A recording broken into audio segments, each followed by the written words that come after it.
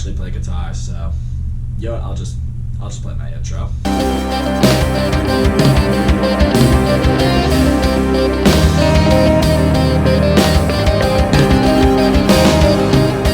Bill and Ted Face the Music is the newest Bill and Ted movie, the first one since Bill and Ted's Bogus Journey, which came out in 1991, featuring the return of Alex Winter and Keanu Reeves as Bill and Ted. In this movie, Bill and Ted are much older, they are still best friends, they're still big music lovers, they are both married to the princesses they rescued in Bill and Ted's Excellent Adventure. They each have a daughter now. Bill has a daughter named Thea, and Ted has a daughter named Billy. Yep, that's right, they named their daughters after one another.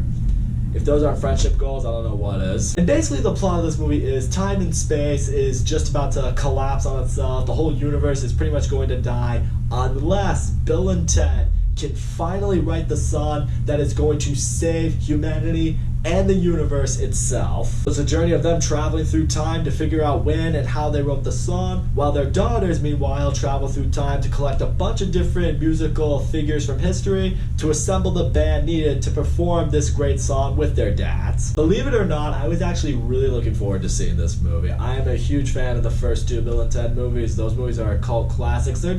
They're very dude versions of Dumb and Dumber. Are they stupid funny? Sure, but you know what? I don't care. I think those movies are hilarious. I was really excited to see this movie, especially seeing Alex Winter and Keanu Reeves back doing this together again. I mean, we've seen what Keanu Reeves has really done with his career. I mean, he's really become one of the bigger action stars out there with The Matrix and John Wick and everything along those lines. Alex Winter, though, hasn't really done a whole lot, so it was just exciting to see them back in a movie together. I will say, if you're a fan of the first two Bill and Ted's, you'll probably be a fan of this one too, because it's a solid movie and a solid entry to this franchise. First of all, I can't ignore it. Alex Winter and Keanu Reeves, they've still got it. As I mentioned, Keanu Reeves really strayed away from Bill and Ted when he really got his career going and he became who we know him as today, but it's really great to see him go back to his roots, because this really is what launched his career. Him being the laid-back, music-loving guy who was all like, wow, dude. Alex Winter, though, it's really great to see this guy doing work again, because honestly, Keanu Reeves really made a career for himself, but I don't know if he really did much beyond Bill and Ted. And you cannot deny the chemistry between these two leads. They absolutely crush it together. You buy their friendship, you buy their love for music, you buy that they're afraid of where things are going to go with their wives or with their kids or holding the sake of the universe in their hands. This movie had a very Dumb and Dumber 2-esque kind of vibe to it, and some people might think that's an insult because I know some people don't like Dumb and Dumber 2. As someone who does like Dumb and Dumber 2, it felt like that, and it's not a bad thing. William Sadler also returns in this movie as Death, and I think that's very important because he was great as Death in Bogus Journey. It's really good to see him back here. He's got his own little storyline that you kind of come across on later on in the movie, and it's great seeing him kind of still have that grudge towards Bill and Ted in light of the events that happened, and you know, now they need his help again. You can see it in the role. He's having fun with it. He's cracking jokes. You could tell it's not like one of those like, all right, whatever, I'll come back and get a paycheck. He was probably just asked like, hey, do you want to play Death in a new Bill and Ted movie again? And he's like, sure, I'll come back. You can see him having fun with it. Again, you see his chemistry with the two leads. I like seeing that. I really like seeing that anyone who was a part of any of the previous Bill and Ted movies, not only were they back here, but when they were back, it didn't feel forced. It felt authentic. It felt like they were down to be back, down to reprise the roles that they were known for, and it was great. I want to get into Bill and Ted's daughters, though, for a second, because this was the area I was really concerned about with this movie. Because I was afraid it was going to turn to one of those, all right, Bill and Ted are going to take a backseat, and their daughters are actually going to be the main characters of this movie, and their mission is going to be the main mission, and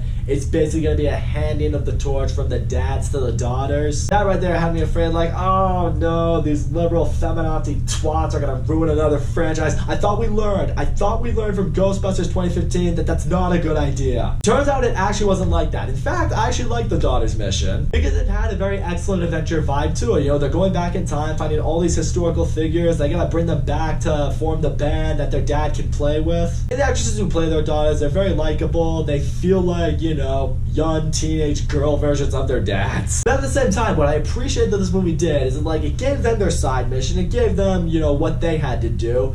but it never ever took away from the fact that this is a Bill and Ted movie first and foremost, and Bill and Ted's mission, that's the main mission. Let that be the main storyline. Let that shine first and foremost. Let Bill and Ted be the main characters. Their daughters, they'll still have their role in the movie. It'll be an important role, but let it be the side mission. Let their side be a means to tell the story. Let Bill and Ted's side be the story itself. I think it was important for this movie, and I think it was important for the characters of Bill and Ted. Don't let them be forgotten. And really, where I gotta give this movie props, where I didn't expect I would really give it, it has a lot of heart. Obviously, the premise of this movie is silly enough. It's about these two guys traveling through time to figure out how to make a song that's gonna save, the universe. But to its core, it's a lot bigger than that. It's Bill and Ted trying to figure out, okay, how do we learn from our previous mistakes or mistakes we'll make in our future? How can we be better fathers? How can we be better husbands? How can we make the world a better place? At the center of it all, you have a really sweet story about family in this Bill and Ted movie. So all in all, I will say, Bill and Ted Face the Music, it's exactly what it needed to be, and it's exactly what I wanted it to be. Alex Winter and Keanu Reeves, they kill it together. It's so great seeing them back as Bill and Ted. Between death and time travel and the phone booth and hell, this movie is filled with nostalgia from the first two Bill and Ted movies. The Bill and Ted humor is definitely in this movie. It's still as funny as I can remember it. I thought the daughters were really good additional characters for this movie. I liked seeing the mission that they were on, and I appreciated that the movie never let them steal the spotlight from their dads. It has a lot of heart. I really appreciate the true moral of the story for this movie. And in the end, now we have this Bill and Ted trilogy that's actually a pretty solid one. I'm glad to see this ended up not being a waste of time. It was much better than I think most people thought it would be. And it's exactly what I, as a fan of the first two Bill and Teds, needed it to be. That's all I gotta say, guys. Thank you so much for watching my video. Don't forget to leave a comment, like, subscribe, and be excellent to each other. And party on, dudes.